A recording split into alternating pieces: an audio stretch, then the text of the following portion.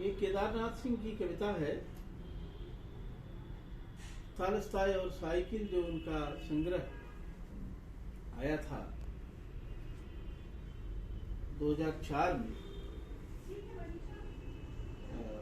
उसमें संकलित है बुद्ध से। भंते, आज सोमवार है।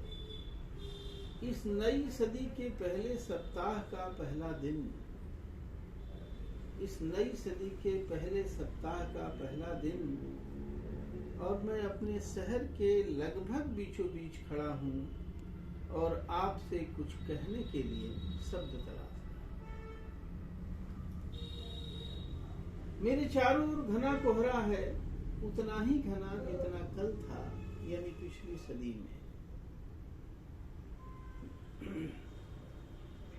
मेरे चारों ओर घना कोहरा है, उतना ही घना जितना कल था, यानी पिछली सदी में। इस कोहरे को एक दिन मैंने माँ की आंखों में देखा था भंते। इस कोहरे को एक दिन मैंने माँ की आंखों में देखा था भंते। कल वह 90 की हो गई और उसका बेटा मैं 65 की ओर बढ़ रहा हूँ।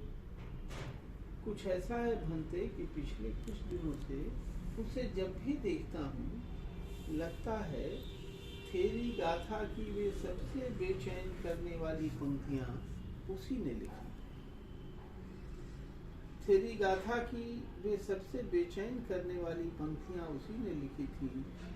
हालांकि थेरी गाथा को वह बिल्कुल नहीं जानता। उसकी झुर्रियों को देखकर लगता तो यह भी है कि एक शाम जब आप जेतबंद से लौट रहे थे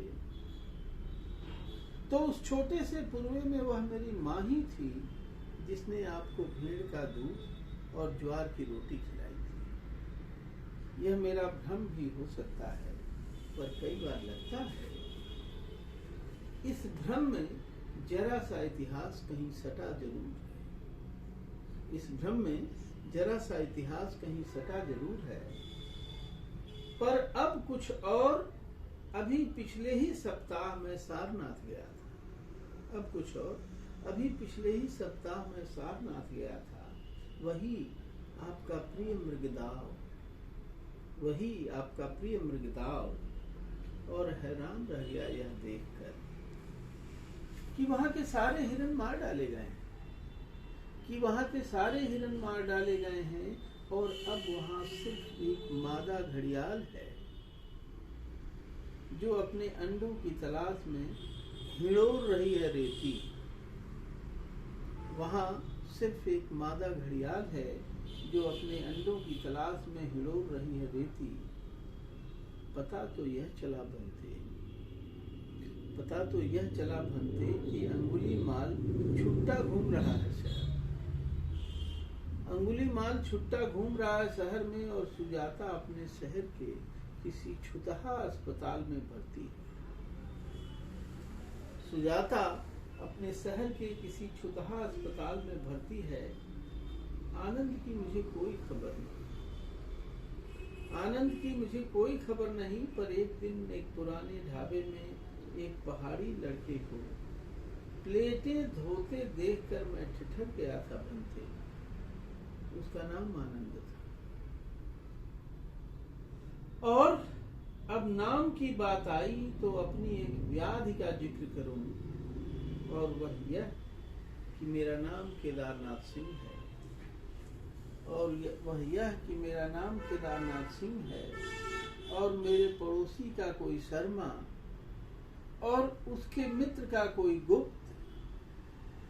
निवेदन है भंते कि मैं तंग आ चुका हूं इस सिंह और शर्मा और गुप्त और प्रकट से। निवेदन है भंते कि मैं तंग आ चुका हूं इस सिंह और शर्मा और गुप्त और प्रकट से। मैंने जतन बहुत किए, पर हर बार पाया कि जितना भी धो, जितना भी रगड़ो, छूटता ही नहीं है यह त्वचा का दाग। भंते, क्या यह सिर्फ मेरी त्वचा का दाग है? धन्ते, क्या यह सिर्फ मेरी त्वचा का दाग है, दुख है तो उसका निदान भी होगा। दुख है तो उसका निदान भी होगा ही, पर महाविषग,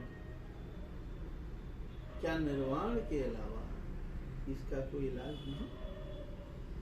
बुद्ध को महाविषग माने जो बहुत चिकित्सा जानता हो, भेषज जानता हो, तो पर महाविषग, क्या निर्वाण के अलावा इसका कोई इलाज नहीं, ये कहता है।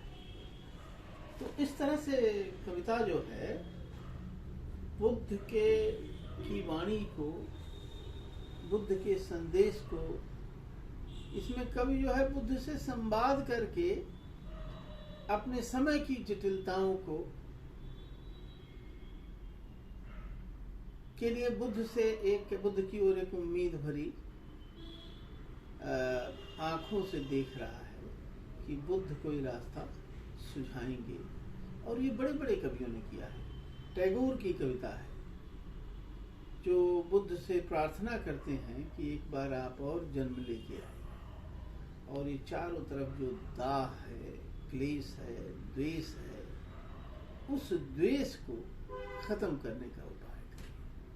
तो हम लोग जो है कविता के माध्यम से बुद्ध हमारे हृदय तक पहुंचे और हमारे हृदय को उदात्त बनाए, यह हमारा संकल्प है। साथ ही ये जो समय है और ये जो शताब्दी है, जरूर इस बात की मांग करती है कि इसे हम बुद्ध की शताब्दी बनाएं।